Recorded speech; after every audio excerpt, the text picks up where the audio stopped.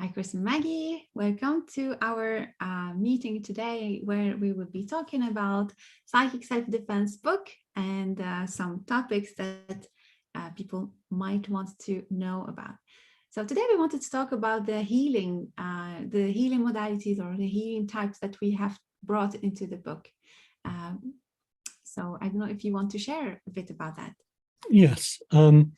Essentially, we've given you a lot of tools in the book, and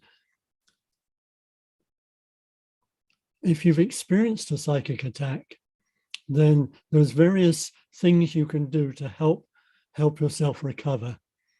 The one we like the most is going out into the sunshine and into nature. It's so important to realize that there is a lot of beauty around, there's a lot of love around, and to try and soak up that energy and soak up the sun.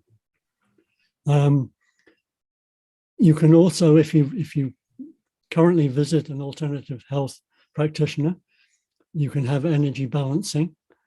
I think that's a very good idea, because when you're going through this, you need to release this negativity, and a practitioner can certainly help you to do that and guide you into a certain direction in your lifestyle to change how to change your lifestyle to deal with things. And I think it's a very good idea. Actually, a lot of our therapy work, when we work with people, is removing negative energy from their body so that it doesn't attract psychic attack. Yes. Because the thing that attracts these negative beings is negative energy in you. You know, they see a weakness and they will go after it. They use remote viewing, and they can look at you and see, oh, that person is down today. They're a perfect target for us to send more negative energy to. So by having these therapies, you can remove the negative energy from you, raise your vibration, and therefore there's nothing for them to attack. They can't get in. You've bolted the door. Yes. So that's an important. Yeah. The higher your vibration, the less likely it is that they can actually attack you. So make sure, yes, go to an alternative practitioner. Do the work yourself. It's important that you look after yourself and not rely on somebody else all the time. So this book is great from that, because it gives you tools to use for yourself. And tools also, like the one thing that we brought in this book is that this invitation to do something regularly, frequently, because it's all about frequently and regularly doing something by yourself to make sure that you are increasing your vibration every day and not allowing any intrusion or any door to be open. When you are centered, everything around you is in its place, and you will be able to be observant. You observe what's happening in your energy field, to be observant of how you feel, how things are in your own bodies. So there is something about empowering also. It's like our techniques, I think we've brought, is to empower people in order to like get back to the center by yourself. Don't rely on something or someone. Yes, there are therapists that are here to help you. Their mission is here for you. But at the same time, you don't need to do that every week. Like every week going to meet someone, or, you are powerful. You are powerful. And that's something we bring up too.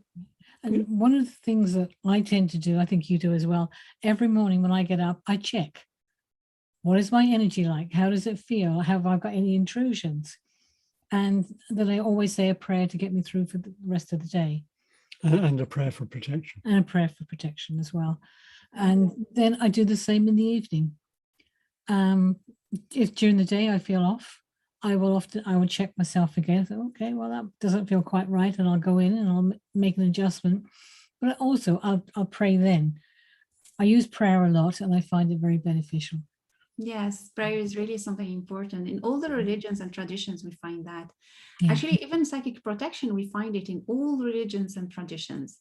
I mean, when we check and when we read about it, it's, you have amulets, you have mudras, you have mantras, you have prayers, you have sutras. You have a lot of things to bring that protection and keep it up during the day. That's right, yeah. In the book, we talk about a lot of beings who are actually there to help you. Your spirit guides, but we also have ET beings and other dimensional beings, which we can call upon. And prayer is a way of calling upon them. You basically, these beings will not help you unless you ask. Yes. So you have to remember that you've got that resource available. You just need to ask. And it's very important to do that. And to trust also, because we ask sometimes, but we don't trust the outcome, or sometimes we are so impatient to get the result. But yes, that's a big fault. Yes, it's so easy to want things instantly. You forget that a lot of these things have taken years to develop, and basically you instantly want everything to be fixed. And it doesn't work that way. It does take time. Yes. It takes practice. You have to practice.